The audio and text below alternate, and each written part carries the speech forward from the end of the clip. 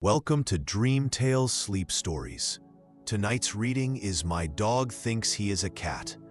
Settle into your bed or sofa and let your shoulders, jaw, and eyelids grow heavy.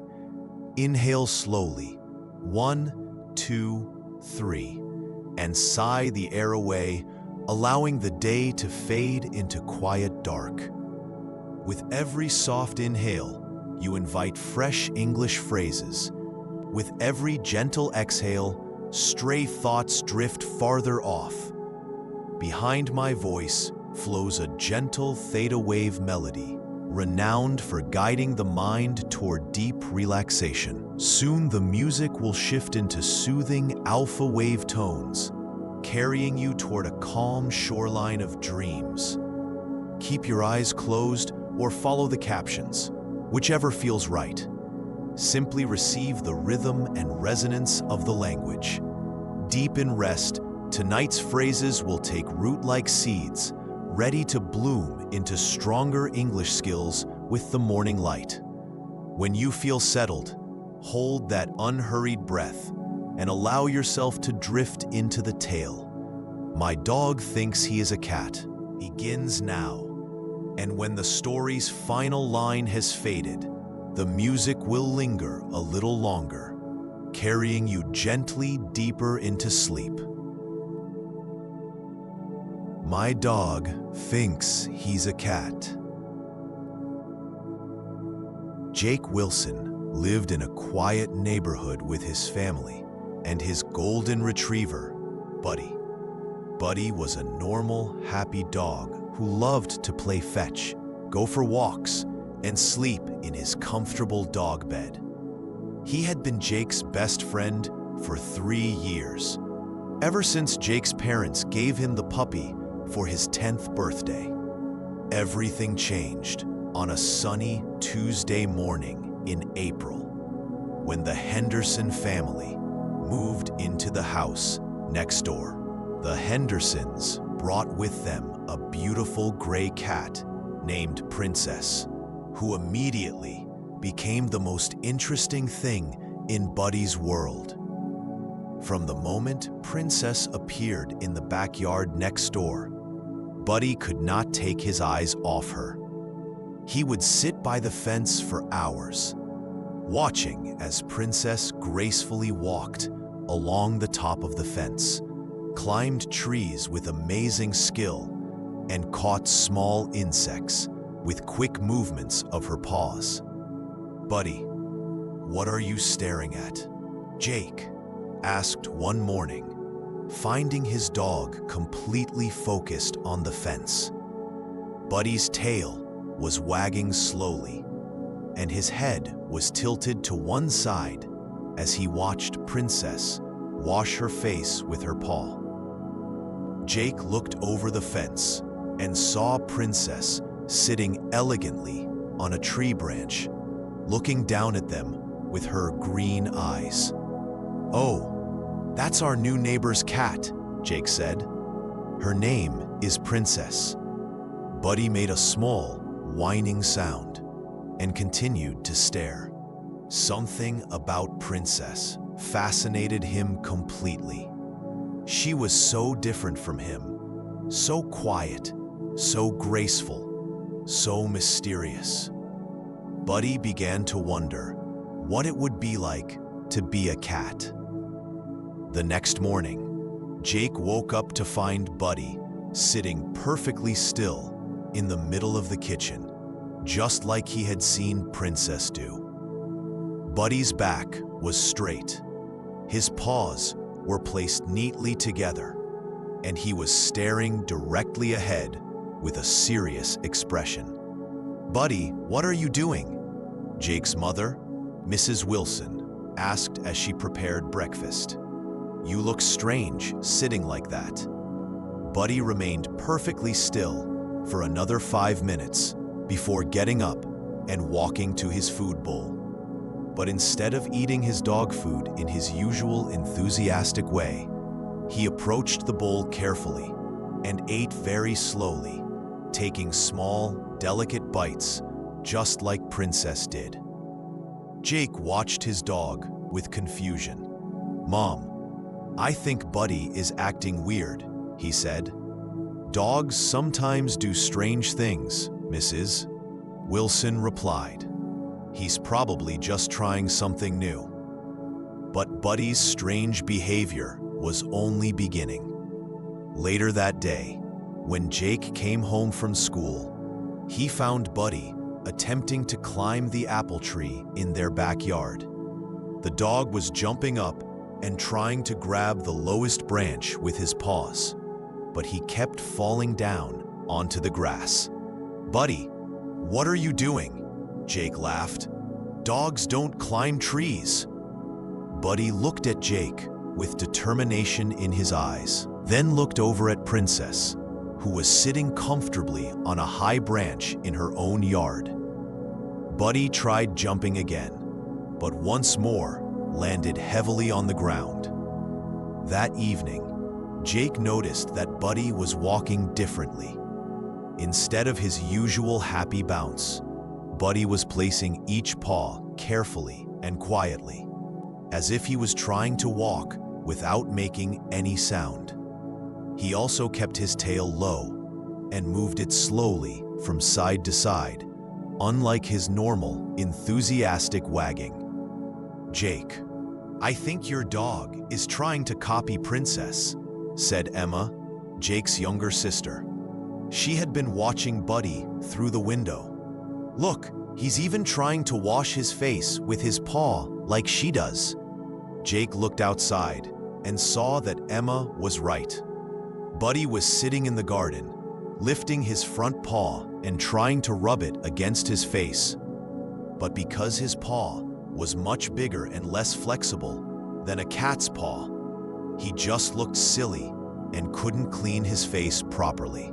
The next few days brought even more strange behavior from Buddy. Jake discovered his dog sitting on the windowsill in the living room, trying to balance like Princess did on the fence. However, Buddy was much too big and heavy for the narrow windowsill, and he kept sliding off onto the floor with loud crashes. "Buddy, you're a dog, not a cat," Jake said, helping his pet down from the window. But Buddy just looked at him with confused eyes, as if he didn't understand why Jake was telling him this. Mrs. Wilson became concerned when she found Buddy trying to use the family cat's litter box. The Wilsons didn't have a cat, but their previous neighbors had left an old litter box in the garage. Buddy had somehow found it and was attempting to use it, though he clearly had no idea what he was supposed to do. "This is getting ridiculous," Mr. Wilson said when he heard about Buddy's latest attempt at cat behavior. "We need to do something about this." The situation became even more complicated when Buddy discovered Princess's favorite food. Princess liked to eat fish that Mrs. Henderson gave her in a small bowl outside. One morning, Buddy managed to squeeze through a loose board in the fence and ate all of Princess's fish. Mrs. Henderson came over to complain. "Your dog ate my cat's breakfast," she said to Mrs. Wilson. "Princess is very upset." "I'm so sorry," Mrs. Wilson apologized. "Buddy has been acting very strangely lately. I think he wants to be a cat." Mrs. Henderson looked surprised. "A dog who wants to be a cat? That's certainly unusual." That afternoon, Jake decided to have a serious talk with Buddy. He sat down in the backyard with his dog and pointed to Princess, who was napping in a sunny spot on the other side of the fence. "Buddy, you are a dog," Jake said firmly. "Princess is a cat. You are different from her, and that's okay. Dogs and cats are both wonderful, but they are different animals." Buddy listened carefully, but then he saw Princess wake up and stretch in a graceful way. Immediately, Buddy tried to copy her stretching movements, but his dog body moved in a completely different way than a cat's body.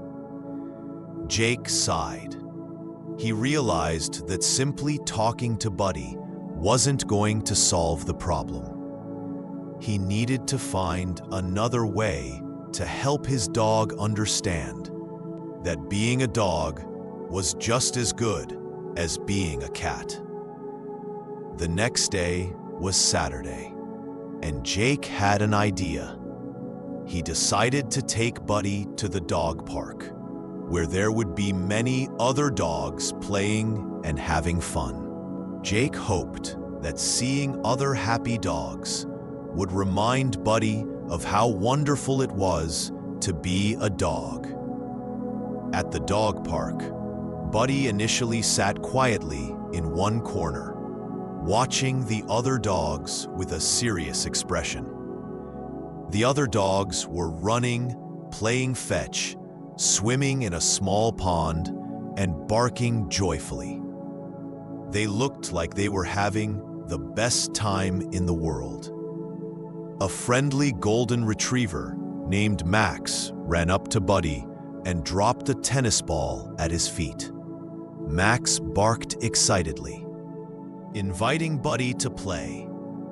For a moment, Buddy forgot about being a cat and felt the natural dog instinct to chase the ball.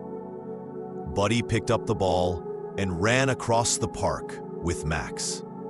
Soon, other dogs joined them, and they were all running together in a big, happy group. Buddy's tail started wagging enthusiastically, and he began barking with joy, just like the other dogs. Jake watched happily as Buddy played with his new friends. For the first time in weeks, Buddy was acting like a normal, happy dog. He was running fast, jumping high, and playing rough games that no cat could ever play. After an hour of playing, Buddy came back to Jake, panting happily with his tongue hanging out. His fur was dirty from rolling in the grass, and he had mud on his paws, but he looked completely satisfied and content. "Did you have fun, boy?" Jake asked, scratching behind Buddy's ears. Buddy's tail wagged so hard that his whole body moved from side to side. When they got home, Princess was sitting on the fence as usual. Buddy looked at her, but instead of trying to copy her behavior, he simply wagged his tail in a friendly greeting.